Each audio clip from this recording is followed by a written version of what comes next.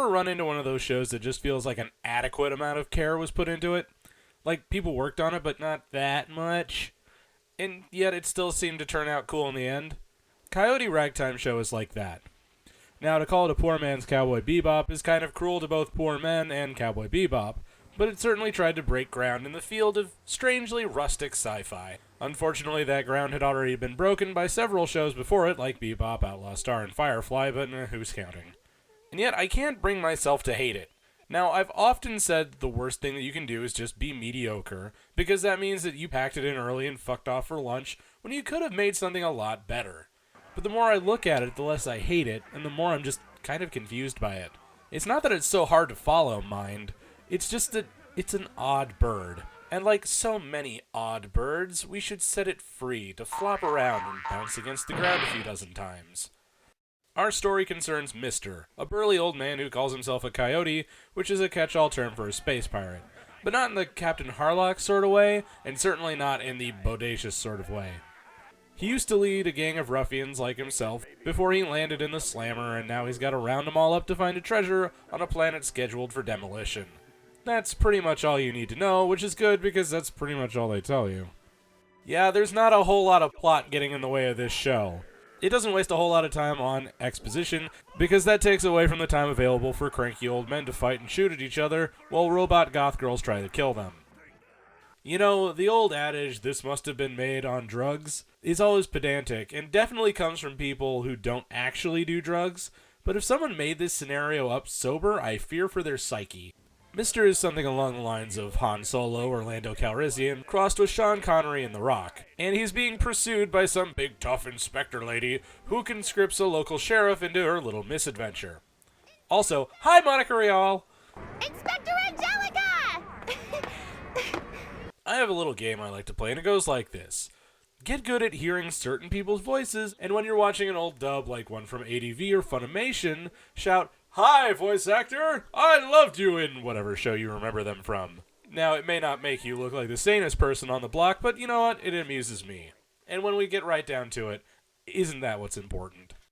So once he busts out of the joint, he's got to make tracks to find the designated Lolita of this show. And all together now. But there is a reason that she's there outside of the usual Japanese pervert excuse, because she's the daughter of their old boss. He's also joined by two goons named Bishop and Katana, who aren't explicitly into each other, but the way they fight makes me think that this was built to appeal to ladies who like their boys swapping spit. But that's never really made explicit, because there's plenty of weird robot girls running around to make certain that all the otaku are properly amused. The last member of his team is a fairly unique sort of character in anime, but the sort of character he is not unique because this... Okay, look, he's a black preacher with a smart mouth and a bad attitude. He's like if Shaft found God. And that seems to be the archetype that prominent black characters get in anime made after 2006, near as I can figure. So now it's up to this ragtag group of misfits to go and dig up the treasure that their old boss left behind, while fending off the old boss's ex-wife, who's now in control of a bevy of robot goth assassin girls. I am absolutely positive that none of this was in the original design documents, because whoever gave this the green light would have had to be completely mad. But you know, there's something to be said for middle shelf style anime too.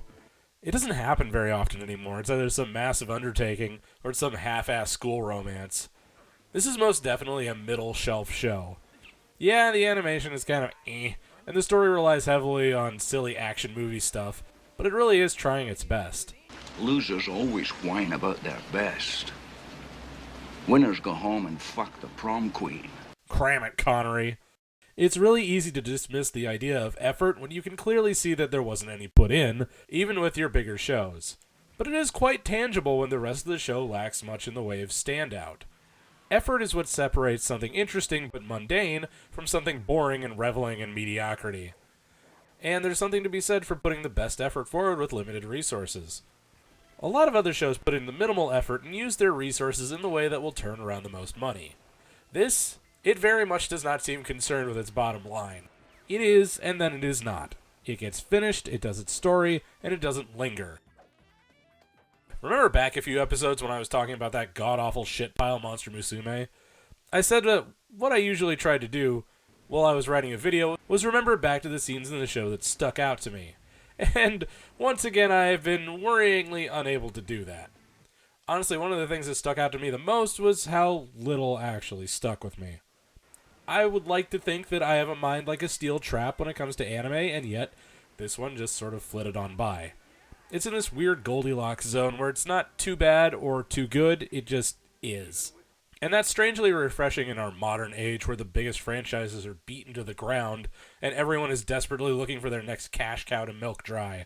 The anime industry is mirroring the video game industry right now in that manner. There's no middle road for most of these shows. Safety first, make the investors happy, hope otaku glom onto it as some sort of moe darling, or make one of the next big things like Gundam or whatever shonen show is being fillered to death this week. So seeing a show that has enough care put into it to be enjoyable, but not enough follow-through to be a huge to-do, is kind of anomalous. So I guess the real question is it good? Well, not strictly speaking. But it's not bad either. It's good enough. It has the appropriate amount of work put into it to carry through to the end of this story without huge drops in quality, save for that one episode where the animation becomes startlingly bad.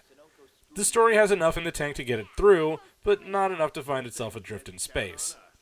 We're about to run out of time here, people. Let's get this show on the road. The American voice cast is frankly doing a more convincing job than the Japanese dub, and hearing all these old ADV actors coming together again is like putting on a comfy pair of shoes. It's a very acceptable B movie.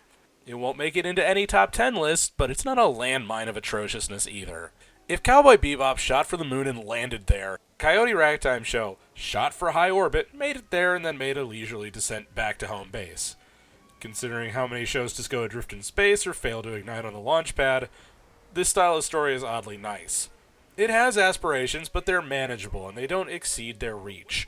When so many shows are trying for low-hanging fruit or trying to pick up the whole goddamn orchard all at once, finding a show that hits that sweet spot is pretty okay. So I can't bring myself to give it a heave-ho, but I'm relatively certain it's going to spend the rest of its days collecting dust on my shelf.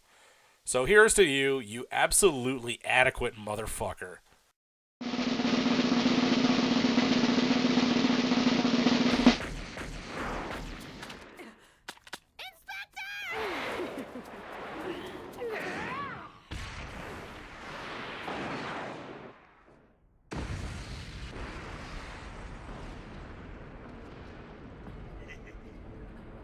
May.